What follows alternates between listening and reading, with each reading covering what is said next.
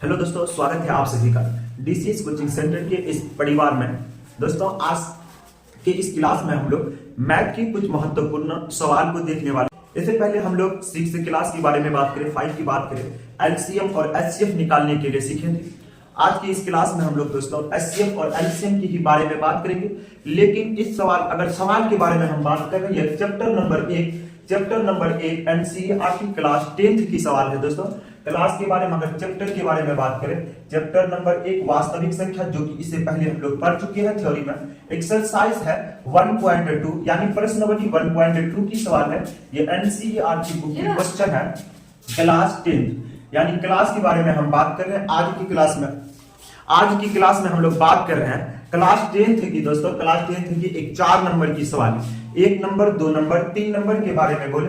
इससे पहले हर दिन शॉर्ट वीडियो के साथ साथ आप लोगों के बीच में आ रही होगी, तो 1 नंबर, 2 नंबर और 3 नंबर को इससे पहले हम लोग देख चुके हैं। आज की क्लास में हम लोग 4 नंबर के बारे में बात करते हैं।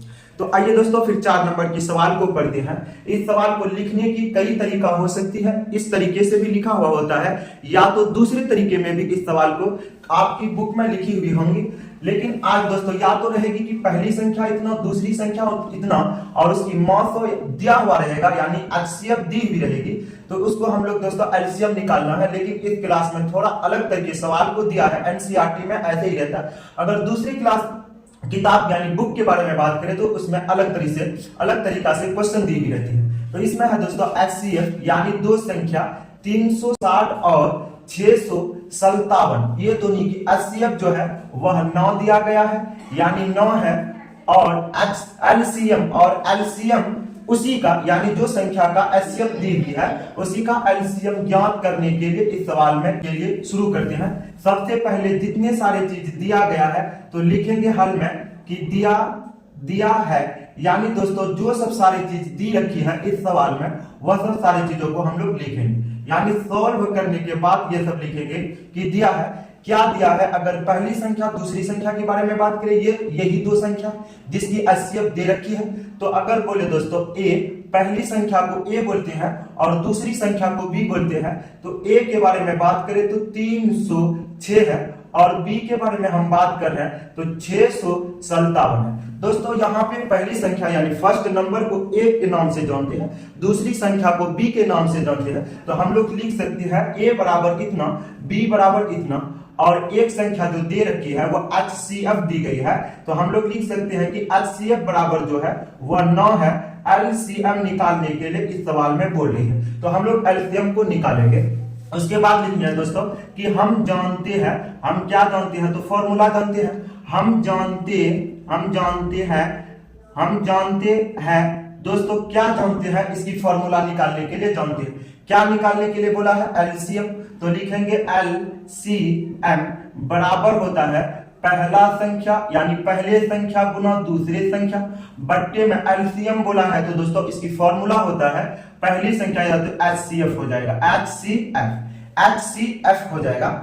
दोस्तों, अब ए की मान जो है उसको रखेंगे, बी की मान जो है उसको रखेंगे, एचसीएफ कितना है सारा को अगर रख देंगे तो आंसर निकल जाएगा। आइए फिर हम लोग मान को रखने वाले हैं 306 गुने 657 है, तो 657 बाय एचसीएफ कितना है दोस्तों। एचसीएफ के बारे में बात करें तो एचसीएफ कितना है, तो 9 है। तो एचसीएफ को भी हम रख दिए। अब कटौने की बात आता है कि हम कटाएं कैसे, तो हम कटा सकते हैं दोस्तों। 9 से ये नहीं कटने वाला है, लेकिन 9 से इसको काटेंगे तो यह कट सकता है दोस्तों। कितनी बार में कटेगा, तो पहले 9 तिया 27 3, उसके बाद 9 चक 36, तो 9 चक 36 यानी 34। 9 की पहरा अगर इसको मैं भाग देंगे तो 34 मरतबा में कटेगा। आगे साफ करके लिख रहे हैं कि 34 इंटू 557, तो 557। जब दोनों को गुना जब दोनों को साइड में भी गुना कर सकते हैं, लेकिन इसकी गुना कितना आएगा करने के बाद हमको पता है, तो हम डायरेक्ट लिख देंगे। यह होगा दोस्तों 22 33 8, यानी 22,338। जिसको नहीं आता है गुना करने के लिए, गुना की तरीका बताई हुई है, वह गुना भी कर सकता है। तो इसकी आंसर होने वाला है दोस्तों 22,338, यानी एलसीएम कितना होगा, जो सब संख्या दी हुई थी उसकी एलसीएम निकल के आने वाले हैं। यानी एलसीएम निकालने के लिए बोला था सवाल में, तो एलसीएम निकल के आ रहा है 22,338। इसकी एचसीएफ क्या होगा, तो 9। पहली संख्या क्या है, तो 306, दूसरी संख्या क्या है, तो 657। तो सारे चीज इस सवाल की निकल चुकी है। 3 चीज तो पहले ऑलरेडी दी हुई थी सवाल में, एक चीज निकालने के लिए बोला था, तो वह भी हम लोग निकाल चुके हैं दोस्तों। अगर सेम इसी प्रोसेस में दूसरी सवाल रहेगी तब हम सॉल्व कैसे करेंगे, आइए फिर नेक्स्ट सवाल की ओर हम लोग बढ़ते हैं कि यहाँ की डिजिट सिर्फ हटी हुई रहेगी, बाकी सारा वही रहेगा।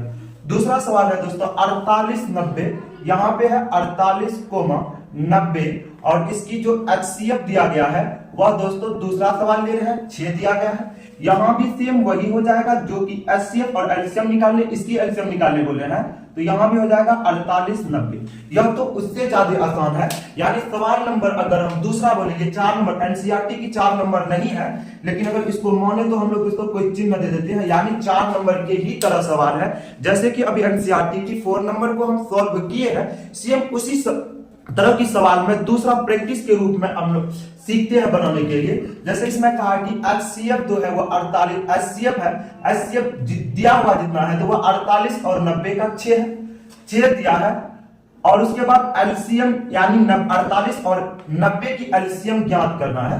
तो आइए दोस्तों, जैसे पहले हम लोग बनाए हैं सेम उसी प्रोसेस में बनानी।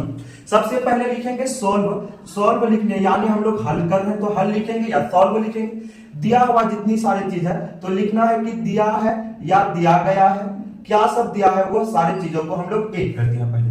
अगर इस सवाल के बारे में बोले, फर्स्ट नंबर दोस्तों ए कितना दिया गया है तो 48, बी कितना दिया गया है दोस्तों, बी के बारे में हम बात कर रहे हैं तो 90, और एचसीएफ कितना दी गई है तो अब लिखते हैं कि एचसीएफ जो है दोनों का दोस्तों वह 6 है, और एलसीएम निकालने के लिए बोल रहा है तो एलसीएम निकाल रहे हैं। एलसीएम ज्ञात करने के लिए बोल रहा है तो एलसीएम इस सवाल में निकालनी है। तो दोस्तों अब बात कर रहे हैं कि हम लोग कुछ चीजें सॉल्व ऐसे ही करनी है। 2 नंबर से में यह सवाल पूछी जाती है बिहार बोर्ड में, तो हम लिखते हैं कि हम जानते हैं दोस्तों, यानी फॉर्मूला हम जानते हैं, तो लिखेंगे कि हम जानते हैं डैश, उसके बाद क्या जानते हैं दोस्तों, तो एलसीएम बराबर, हमको पहले से फॉर्मूला याद है तो हम लिख सकते हैं कि एलसीएम बराबर जो होता है वह फर्स्ट संख्या इंटू सेकेंड संख्या, यानी फर्स्ट संख्या पहली संख्या एवं दूसरी संख्या बाय जो होता है दोस्तों वह होता है एचसीएफ। यानी अगर एचसीएफ निकालने के लिए बोले तो यहाँ पे एलसीएम हो जाएगी, अगर एलसीएम निकालने के लिए बोले तो एचसीएफ हो जाएगी। दोस्तों इतनी ध्यान में रहनी चाहिए। आगे अब इसकी मान को हम लोग पुट करने वाले हैं, यानी पहली संख्या कितनी है, दूसरी संख्या कितना है और इसका एचसीएफ कितना है। पहला संख्या के बारे में बात करें तो 48, दूसरा संख्या के बारे में बात करें तो 90, और एलसीएम कितना है तो 6। एलसीएम कितना है 6। दोस्तों ये 6 ये 48 कर रहा है तो कितनी मरतबा में, तो 8 मरतबा में, 8 छक्के 48, यानी यह 6 से इसको 48 को काटे, 6 को तो 6 अट्ठे 8 छक्के कितना हो जाएगा 48, 8 मरतबा में कटा।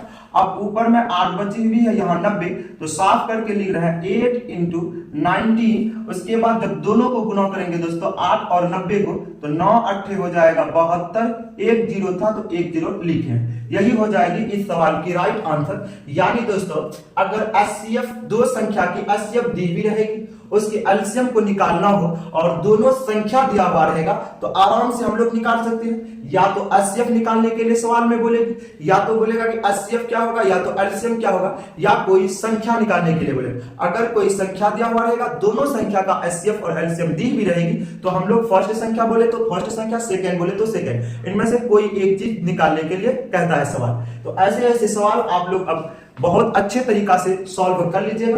तो आज की क्लास दोस्तों हम लोग आज की क्लास में 4 नंबर यानी 10th क्लास की मैथ की 4 नंबर की क्वेश्चन को हम लोग सॉल्व करने के लिए भी सीखे, उसके साथ साथ दूसरा उसी टाइप में दूसरे सवाल को भी अभी हम लोग देखे हैं। तो दोस्तों आज की शॉर्ट क्लास में यानी शॉर्ट जो क्वेश्चन एक एक करके लेके आते हैं, तो आज की क्लास ये यही रहेगी। इससे आगे फिर कल इसी टाइम में हम लोग मिलने वाले हैं। जय हिंद दोस्तों।